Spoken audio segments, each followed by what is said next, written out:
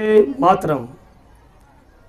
आज स्वामी विवेकानंद इस विद्यालय के प्रांगण में जो हम अपना 78वां स्वतंत्रता दिवस मना रहे हैं, उसके प्रबंधक श्रीमान राजकुमार गुप्ता जी, सभी विद्यालय में जो हमारे प्रबंध हैं, कमेटीगण और जो हमारे पेरेंट्स आए हैं, मातृशक्ति, और विद्यालय को अच्छी तरह से एक जैसे बगीचे को पुष्पित करते हैं, पल्लवित करते हैं, ऐसे सभी प्रधान अध्यापकगण और प्रधान अध्यापिकाएं। मैं सर्वप्रथम विद्यालय को बधाई देता हूं और शुभकामनाएं देता हूं कि मेरा ये दूसरा संबोधन आदरणीय भाई साहब के निमंत्रण पर है। तो जैसे ही विद्यालय के भीतर मैंने प्रवेश किया और मैंने पढ़ा कि स्वामी विवेकानंद जी, कौन है स्वामी विवेकानंद जिनके नाम से विद्यालय पड़ा है?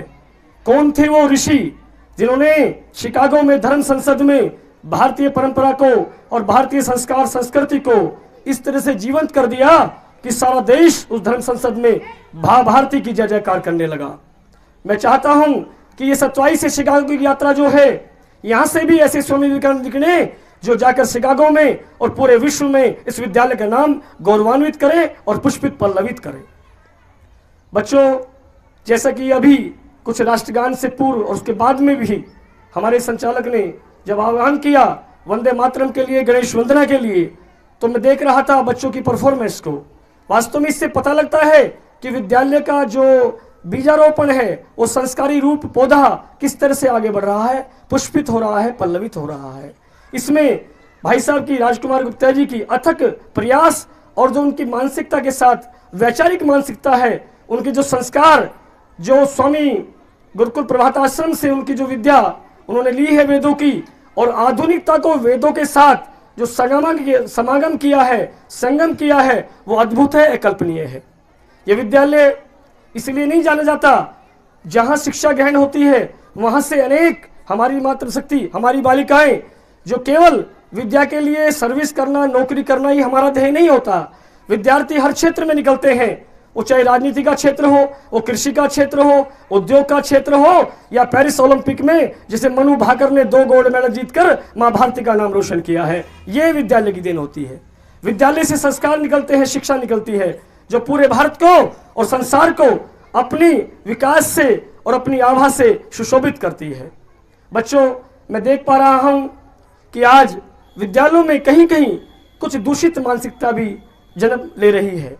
उसके लिए मैं यहाँ बैठे हुए जितने भी हमारे गार्जियंस हैं, जो बच्चों को भेजते हैं, जो भी हमारा सारा स्टाफ है, उनसे निवेदन करूँगा कि बच्चों के लिए वास्तव में जो हम चाहे वो मैथ पढ़ा रहे हैं, फिजिक्स पढ़ा रहे हैं, केमिस्ट्री पढ़ा रहे हैं, बायो पढ़ा रहे हैं, सारे विषयों पे हमारा फोकस रहता है। लेकिन अभी राजकुमार जी भाई साहब मुझे बता रहे थे कि मैंने विद्यालय में योग की शिक्षा के लिए भी एक योग शिक्षक की व्यवस्था की है। वास्तव में ये धन्यवाद के पात्र है भाई साहब कि योग वो चीज है, वो विद्या है जो आपको 100 वर्ष तक निरोग रख सकती है। जीवेत शरदे शतम, आप 100 साल तक स्वस्थ रह सकते हैं और स्वस्थ रह सकते हैं। तो मैं चाहूंगा भाई साहब से कि उन्होंने योग की शिक्षा को यहाँ आरंभ किया, ये शिक्षा आगे बढ़े। मैं एक प्रयास देखता हूँ, अपने गांव में भी देखता हूँ, आसपास में भी देखता हूँ, मेरा जाना रहता है विद्यालयों में। वास्तव में बच्चे प्रेयर हो रही है और अचानक बच्चा बेहोश हो जाता है। छोटे बच्चे 15 साल के, 12 साल के बालिकाएं अचानक गिर गए, बेहोश हो गए। जांच में पता लगा कि बच्चे के अंदर पॉइजन बढ़ गया है। माने वो जहर कहाँ से आया? वो जहर भोजन से आया। वास्तव में जो हम बाहर का जो भोजन ले रहे हैं, मैं चाहूँगा कि प्रत्येक बच्चा अपने घर से ही भोजन की व्यवस्था करके आए। ये भी हमारे संस्कार का एक अंग है, क्योंकि आप बाहर खाएं ऐसा प्रतिबंधित तो नहीं है, लेकिन वो बाहर से जो भोजन आ रहा है उसमें पाम ऑयल आ रहा है। वो विशुद्ध जहर है जो आपकी नस नाड़ियों को ब्लॉक कर देगा। जब आप युवावस्था की तरफ बढ़ेंगे, जब आप जाएंगे और देश को आपकी जरूरत होगी, तो आपका शरीर खोखला हो जाएगा। आप मातृभूमि की सेवा, इस माँ भारती की सेवा नहीं कर पाएंगे।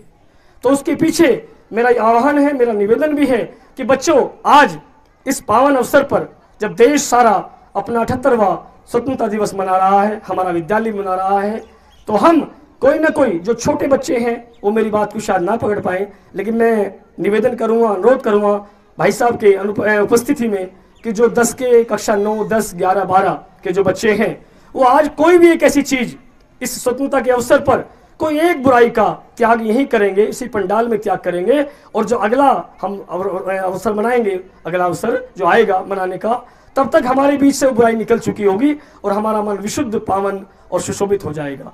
आप गुस्सा छोड़ सकते हैं, आप किसी ऐसी वस्तु का त्याग कर सकते हैं जो आपको बीमार कर रही है, खोखला कर रही है।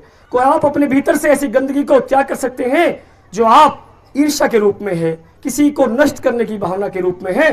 तो ऐसी भावनाओं के साथ विद्यालय आगे बढ़े। ये जो पुष्प, जो पौधा भाई साहब राजकुमार जी ने लगाया है, ये वट वृक्ष बनकर पूरे संसार में इसकी सुगंध फैले, इसकी छाया फैले। बहुत बहुत धन्यवाद, शुभकामनाएं।